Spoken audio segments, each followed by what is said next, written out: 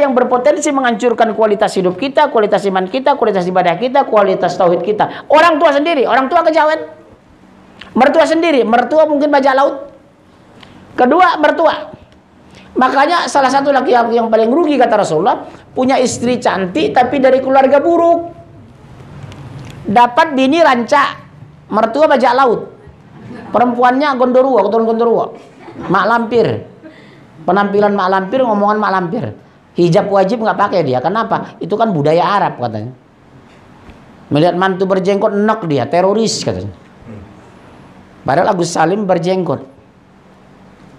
Toko Umar berjenggot. Diponegoro berjenggot. Semua berjenggot kok. Betul? Tapi sekarang dimusuhi. Mereka kan semua pahlawan nasional itu. Copot aja gelar pahlawan nasionalnya. Kalau jijik lihat jenggot itu. Biar dibakar Allah lewat jenggot besok di padang mahsyar mereka. Lewat dagunya itu. Nah seperti itu kan gagah antum ini.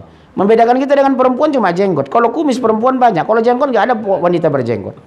Besok meninggal orang-orang berjenggot. Begitu lihat malaikat, man rabbuka sudah berjenggot. Aman kita ikut sunnah Rasul. Yang kasihan nggak berjenggot. Antum jangan senyum. Senyum antum itu membuat saya marah nanti. Saya ini orang Batak, gampang marah.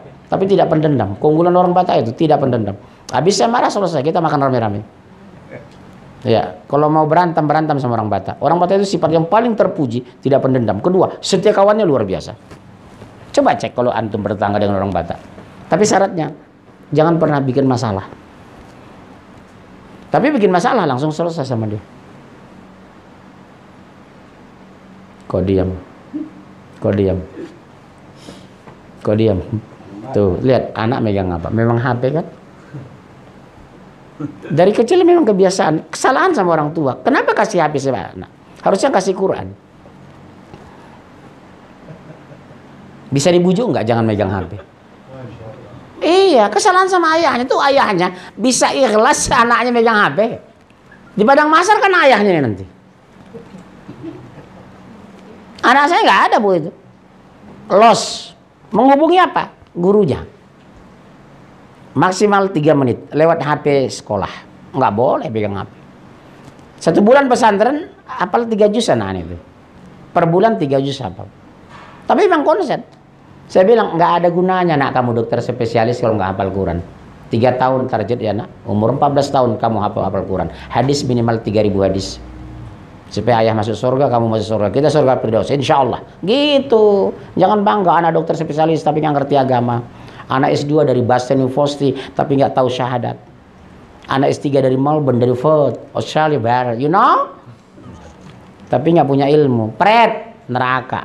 Siapa yang pertama neraka? Ayahnya. Berhentilah bu membanggakan dunia. Berhenti, demi Allah berhenti sekarang ibu. Jadilah anak dokter tapi hafal Quran. Insinyur hafal Quran, alumni ITS hafal Quran, alumni UNAN hafal Quran, alumni USU hafal Quran. Itu baru keren. Siapa orang keren itu? Yang mencintai Allah dan Rasulnya. Tapi insinyur. Mencintai Allah dan Rasulnya. Tapi dokter spesialis. Mencintai Allah dan Rasulnya. Tapi antropolog.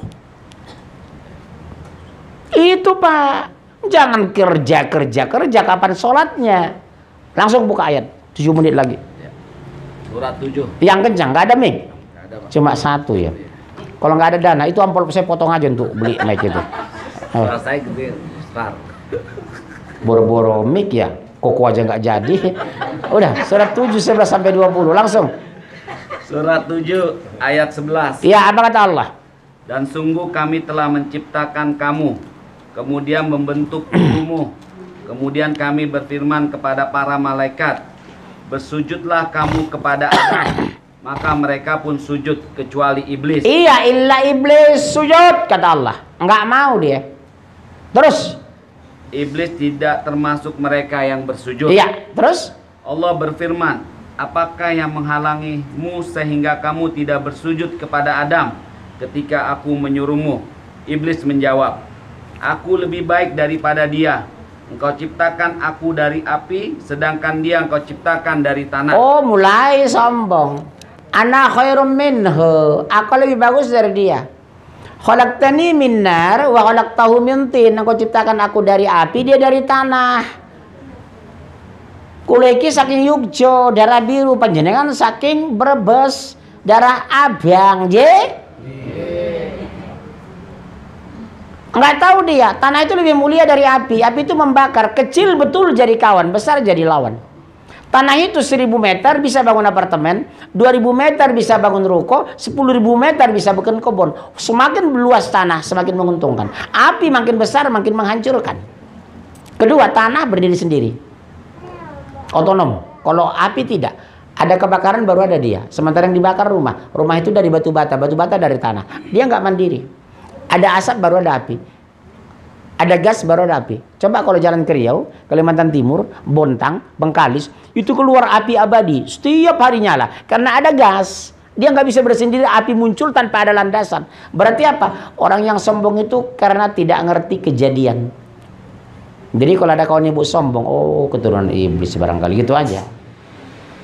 Sekarang kan jadi iya. Al-Quran mengklarifikasi sombong itu ada 4. Pertama, sombong karena keturunan, itu iblis. Lihat itu, bunda aja udah sepuh masih nulis. Subhanallah. Semoga Allah berkahi beliau ya. Barakallahu fiik. Itu siapa bunda ini? Mertua, sepupu atau siapa? Istri siapa? Iya, masya Allah. Semoga Allah berkahi ibu ya bunda ya. Memang begitu harusnya, ustaz itu nyata.